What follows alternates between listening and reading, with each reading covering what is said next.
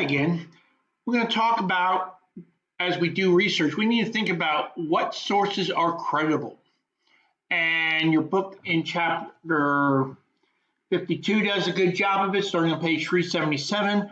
I found this slideshow presentation to help explain things. So let's try this. Scholarly versus popular sources. We're going to go over this. Authorship written by experts,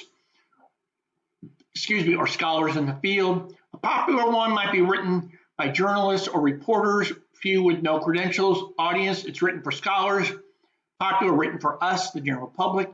Editing, peer review by other scholars who in the field often check for reliability. Normally, in a popular one, maybe an editor, if there is even an editor, will proof it. Sources contain extensive documentation. Popular contains minimal citations. Will often acknowledge researchers in a sense to maybe where to find sources. Research is reports on experiments. Popular tends to do the same. Purpose, the further knowledge, understanding in a field, and these are designed to sell. Popular is a big one, designed to sell papers. Information is often sensationalized. The vocabulary is also very different. Peer review academic sources. You're going to find these in the database. We'll be doing a video later about that. When you research using a database, Academic Search Complete, you can use a option to check a box to limit your returns. We're going to show you that later. I'm going to show you how to get into the Wake Tech system a little later. Peer-reviewed is one that's been reviewed by other scholars in the field. Essentially means that the article has been approved by other academics and you can count on its credibility. Books and online sources. Using the books in a paper sounds like a good idea, but not all books are intended for a college audience. We need to check the credibility. Verifying credibility is essential for your paper to be vital. Furthermore, online sources like newspapers, organizations, and governmental sites can also be credible. One of my best sites is the New York Times. I cannot emphasize, if you get a chance, you have the money, buy a subscription to the New York Times. It's some of the best writing in journalism out there. Following slides can help verify an online article or a book is valid and credible and not a fake news, or too many times we've heard that. Clickbait, which means something to get you to click on something, we've all done it, or satire, humor. The Onion is one of these good sites.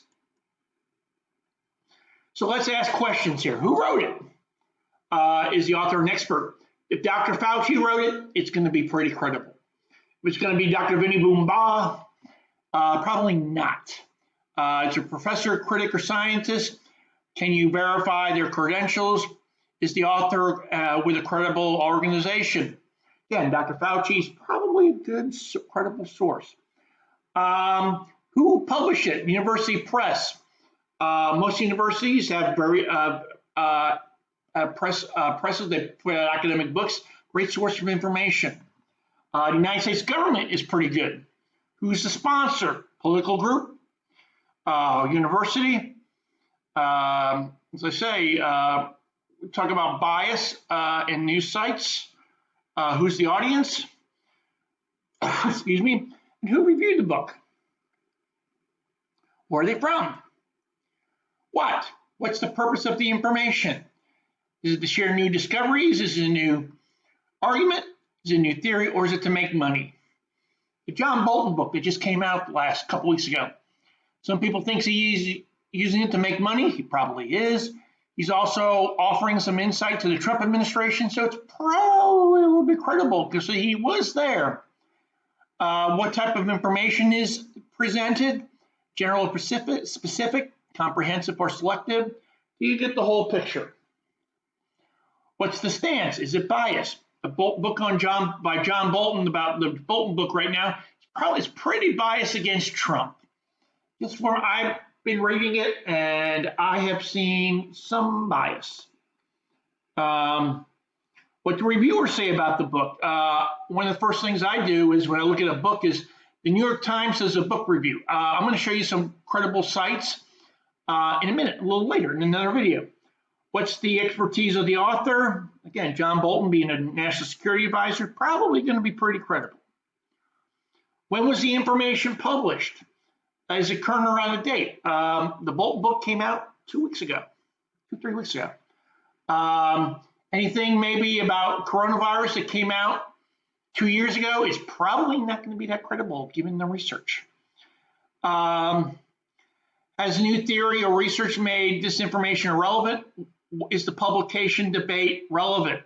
Depending on your research field, it may not be. When was it last updated? We were talking about that with your citation exercise.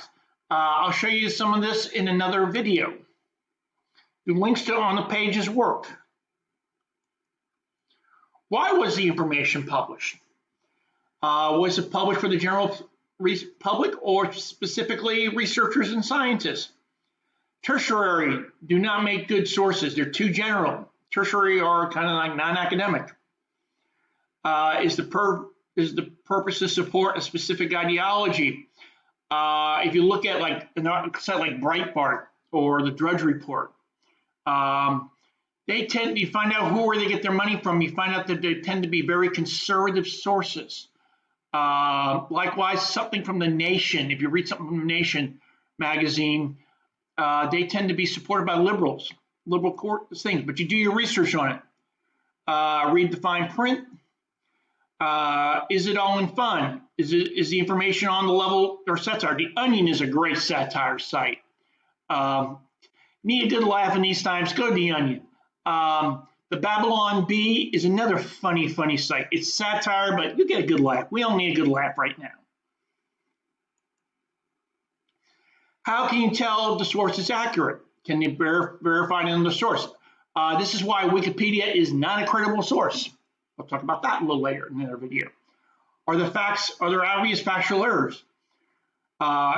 If so, there might be others. Are there grammatical errors or typos? Yeah, you can tell if they're not doing a good job editing, that kind of stuff. It's probably not credible. Is the source a website? Is it easy to navigate? Some of these, Breitbart's one of those that makes it hard to do. Check the URL names. Avoid websites that end in LLO, like Newslo. Satire or comedy. Watch for common news sites that end in .cm, .co, fake versions. .co is also the domain for Columbia. Odd domain names are generally equal odd or rarely truthful news. If it seems a little childish, it probably is not reliable. Analyze the title or domain name. If it says WordPresser or Blogger, it's a blog, which is a personal source. I used to have a blog. One of them is still up. The other one I took down. But those are going to be my opinions. If it's a slight variation to a known website, it's usually a sign it's a fake version. There's a couple good ones right here. Analyze the About Us. Some of these are, as I say, New York Times, their writers normally have a biography about their credentials. Like Nicholas Kristof is a very good writer for the New York Times. He's won a couple of Pulitzer Prizes, and so he's pretty credible. Look for information about the credentials and backgrounds of affiliated writers, publishers. Look for a legal disclaimer. See this about The Onion. Go read The Onion. Need some humor. We all need some humor right now. The Onion's a good place. The Analyze About Us. Google every title, domain, About Us to see if anybody's published something about the website. Snoops, Hoax Slayer, PolitiFact, Fact Check. Those are all very good. I cannot Snoops, or whatever we pronounce it, PolitiFact, and Fact Check. When I go to look at stuff that somebody's posted on Facebook, I will normally check the site via that. If it has a Wikipedia page or something detailing its background, as I say, Wikipedia, remember, there's really no editing on Wikipedia. We all do it.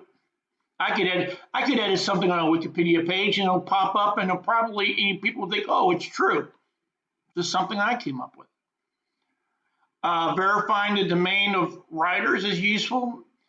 And remember about agendas. Does the website cite study or source? You need to look it up. Are experts being cited? Verify details, facts, and quotes with multiple sources. These are all things you need to do. Verify. Ronald Reagan, American president, when it came to arms control with the Soviets, had a very key thing.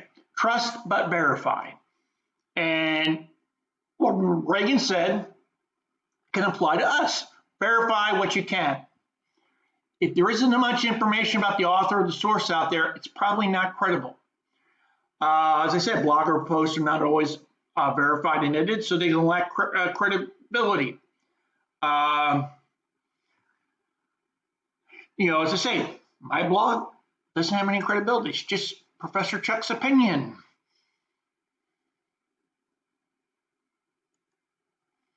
Does the website follow the AP guide?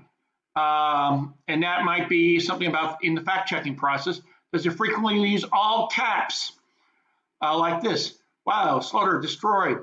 Those are designed to get your attention. They're like shouting, like we've talked about. Sensationalist journalism. American history is full of them. I can think about how we got into a war because of that, but that's for a history class. Analyze the aesthetics. Is it easy to navigate? Analyze social media and check your answer. Look up a website on Facebook. If a site encourages you to dox individuals, it's unlikely to make a legitimate source. If it makes you really angry, it's probably a good idea to keep reading about the topic via other sources to make sure it wasn't purposely trying to make you angry.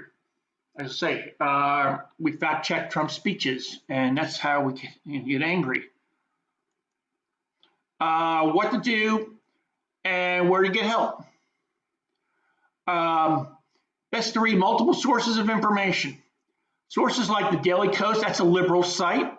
Marcus Malichis is a fairly liberal person. The Huffington Post tends to be liberal. Fox News, or I call it faux noise, tends to be conservative, and their sources are not the greatest.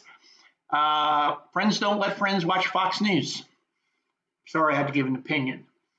I'm not a fan of Fox News. If you want my bias, I spend a lot of my time on MSNBC.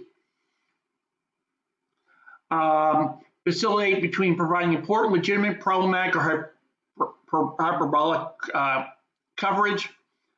For more information, check out School Library Journal and check out these sites.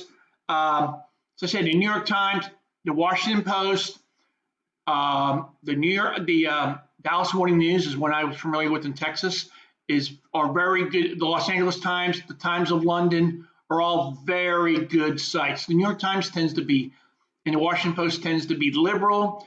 Dallas paper tends to be conservative, being in Texas. So those are just some others. And this is a great short about the bias. You can see where we are. OAN, One American News. All these are all conservative.